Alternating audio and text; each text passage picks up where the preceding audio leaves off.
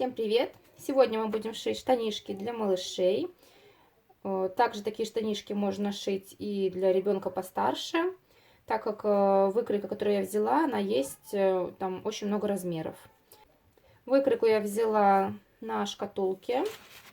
Ссылку на нее я оставлю в описании. Размеры от 80 идут бесплатно, до 80 размера платный, но стоят они 50 российских рублей, это меньше доллара. Купить выкройку можно не только в России, но и в странах СНГ, и также за рубежом. Это выкройка не штанишек, а леггинсов, но по информации многих швей, которые я нашла, все пишут, что леггинсы из нее получаются не очень, а вот штанишки получаются отличные. И я решила также шить штанишки. Штанишки я буду шить с манжетами, поэтому я внизу отмерила 3 сантиметра, можно 4. И срезать это. Вот я отметила линии, это я отрежу. И манжету я сделала. Вот у меня середина.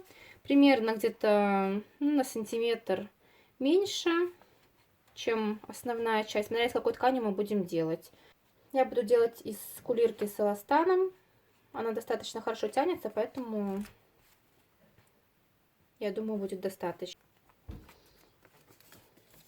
Размер прямоугольничка у меня получился 17,5 на 8 сантиметров. Это для размера 80. И вот так вот пополам мы складываем. Здесь с краешку отмерила где-то примерно полсантиметра. И провела вот так вот к середине линии. Здесь то же самое. Мы это срезаем.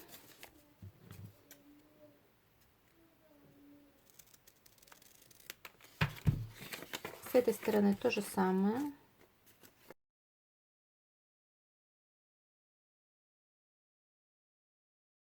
И получается у нас вот такая вот манжета на низ.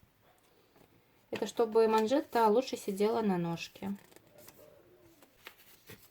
Как я уже говорила, тут я буду срезать. Вы можете оставить как есть и просто подшить низ двойной строчкой, двойной иглой. Мне кажется, что манжета будет удобнее. Итак, теперь нам нужно выкроить детали. Нам нужно выкроить две вот такие вот детали. Смотрим на расположение долевой нити. Вот у нас идет вот так вот. Так у нас тянется, так у нас плохо тянется, потому что если выкроить наоборот, изделие потом просто перекосится. Чтобы было понятнее, вот у нас идет кромка, и вдоль этой кромки идет у нас долевая нить. То есть вот так вот мы располагаем. Ткань перед пошивом мы декотируем, то есть обрабатываем, стираем и обрабатываем, хорошенько проглаживаем утюгом с паром. Вот так вот, таким образом мы накладываем две детали, прикалываем булавками и с учетом припуска мы вырезаем.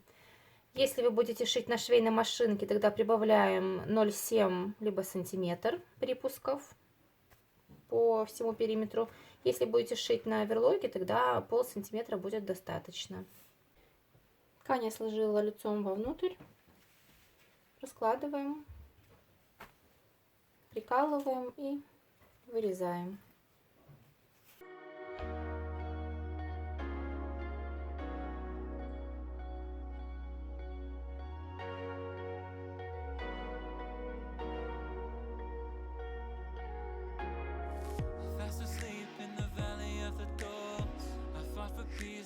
Into war, what a place that I have to call home. Now I burned every bridge I ever crossed.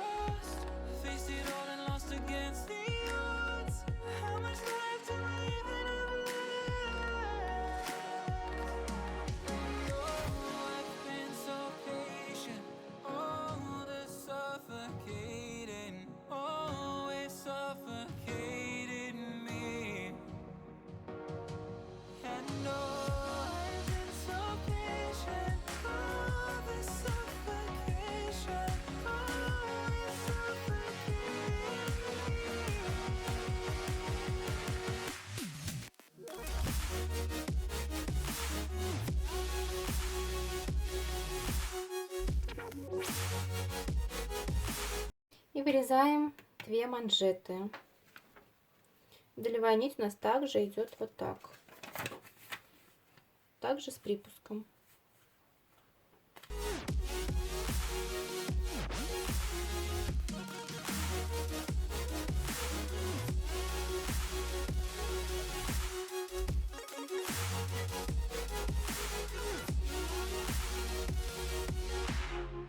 Dug deep, I found a new home. 4 weeks, never felt so long. What a place that I have to call home. Now I'm weighing up every little cost. Each time it gets hard. Теперь нам нужно соединить наши детали. И те, кто будет шить на швейной машинке, лучше приобрести специальные иглы для трикотажа. Это либо джерси, либо стрейч, либо вот такие есть иглы для трикотажа. И так как обычная игла универсальная может делать пропуски стежков, из-за этого строчка не будет прочной. Также строчку вы можете делать либо мелким зигзагом, либо у кого есть усиленная строчка, то можно усиленной строчкой. И край потом нужно обработать зигзагом, либо строчкой, имитирующей оверлочную. Итак, для начала мы должны сшить отдельно наши штанины. Складываем лицом к лицу. И прострачиваем вот здесь, скалываем булавками, прострачиваем здесь, и эту штанину точно так же лицом к лицу и прокладываем строчку. И вот здесь вот мы складываем лицом к лицу и прострачиваем здесь, как бы в кольцо, одну и вторую манжету. To trust, how much life do I even have left? I've been so patient, always suffocating, always suffocating me. I know I've been so patient. Далее мы наши манжетики выворачиваем вот таким вот образом, складываем вдвое, чтобы шов у нас тут сходился. Можете заколоть булавкой.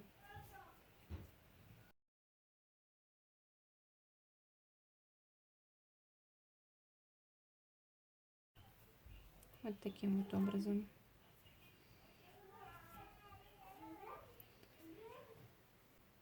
И далее нам нужно соединить штанишки.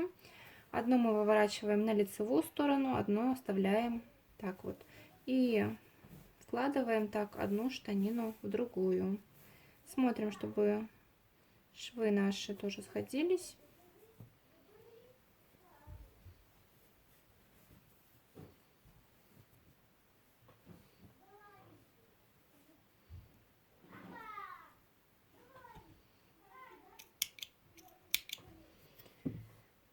Соединяем шов. Можно один в одну сторону, другой в другую. Таким вот образом.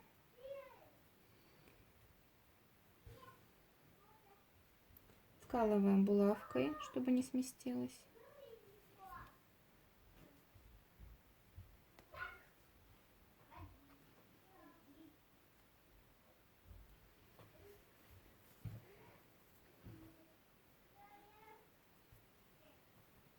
И прострачиваем вот так вот. Тоже можно, если сложно, соединить булавками.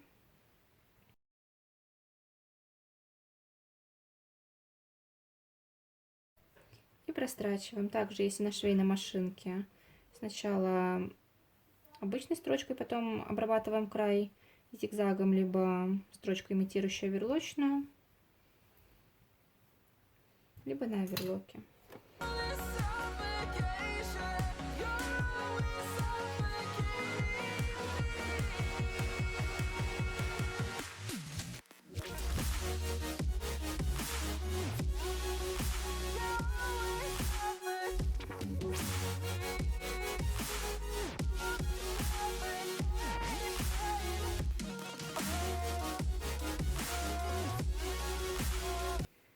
Далее мы выворачиваем обратно нашу штанишку одну. И можно пришивать манжеты. Смотрим, чтобы у нас шов тоже был ровненький.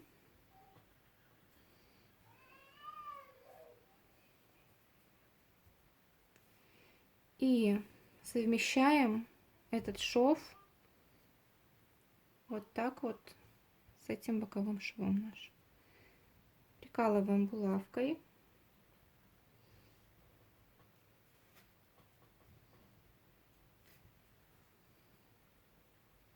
Здесь находим тоже серединку.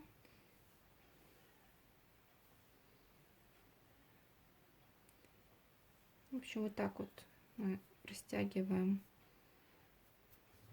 прикалываем тоже тут, равномерно распределяя манжету по штанине.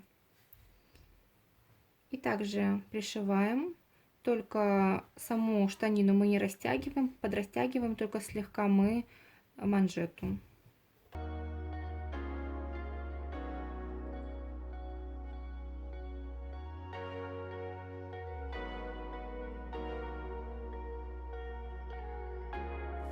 Fast asleep in the valley of the dolls.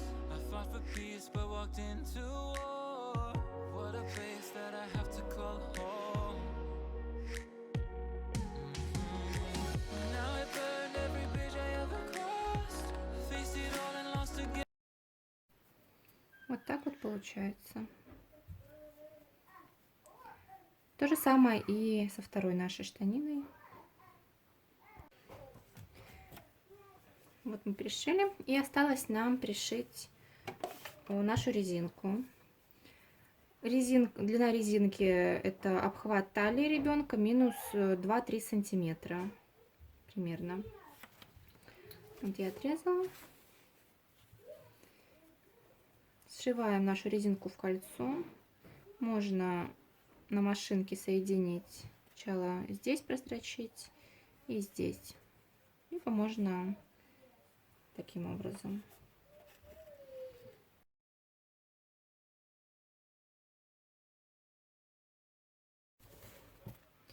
Чтобы проще было пришивать резинку, я сделала отметки. Так, тут получается, сложила пополам, здесь сделала. И вот так еще сделала пополам, то есть по 4 сторонам. Штанишки мы выворачиваем на лицевую сторону.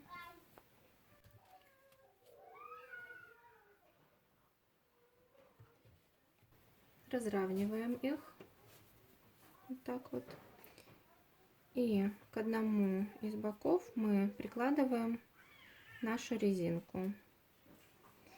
И пристрачиваем вот здесь по краю. Вы можете пристрочить зигзагом, либо строчкой, имитирующей оверлочную. Я буду на оверлоке это делать.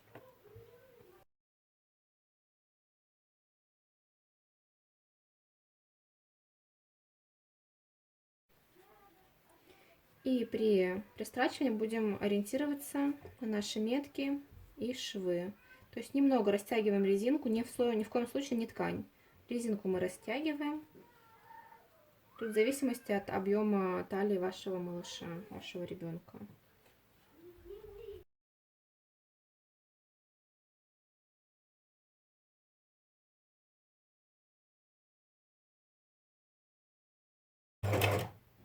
И если вы шьете на оверлоке, то не забудьте отключить нож, чтобы не разрезать резинку.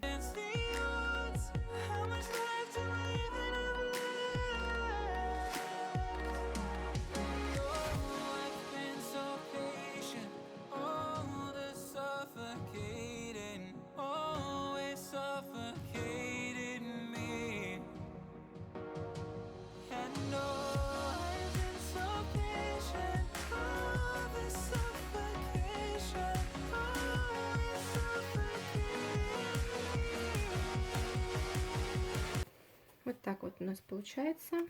Теперь нашу резиночку мы подворачиваем еще раз вот таким вот образом.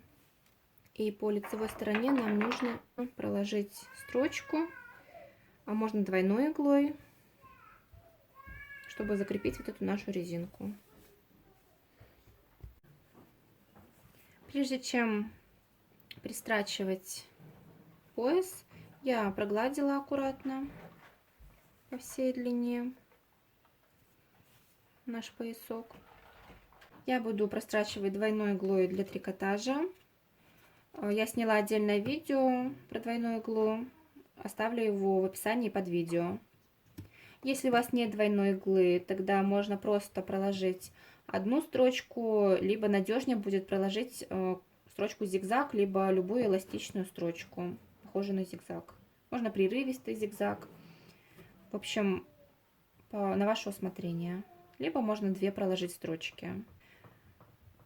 Так как я буду строчить двойной иглой, я и должна строчить по лицевой стороне. И чтобы примерно знать, где мне строчить, я вот так вот на игольной пластине сделаю пометочку.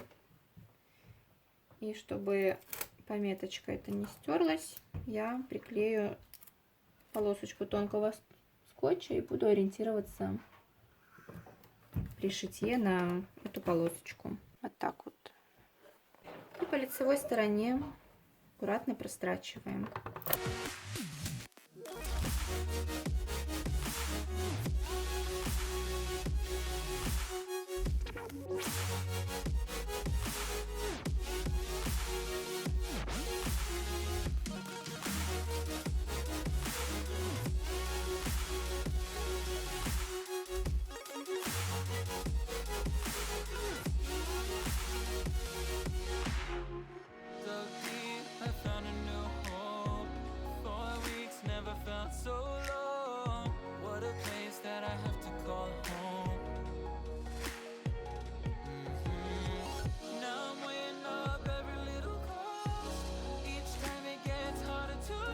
Вот так вот аккуратно получается.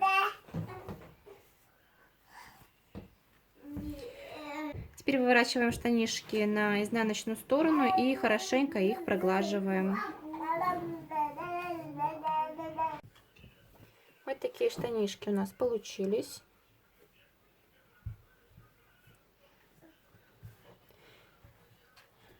Если вы хотите сделать штанишки пошире, тогда лучше добавить по сантиметру на выкройке к ширине. Лично меня такой фасон очень устраивает. Штанишки очень удобные. Также еще хотела сказать, если вы, допустим, переживаете, что резинка будет недостаточно тугой, тогда, прежде чем пришивать резинку, можно сделать вот в этой части петельки, либо на лицевой, и потом продеть шнурок, как вариант. В следующем видео покажу, как сделать кофточку, удобную для малыша, в комплект к этим штанишкам. На этом у меня все. Если вам понравилось видео, ставьте лайк, подписывайтесь на канал, если не подписались, и жмите на колокольчик, чтобы не пропустить следующее видео. До встречи!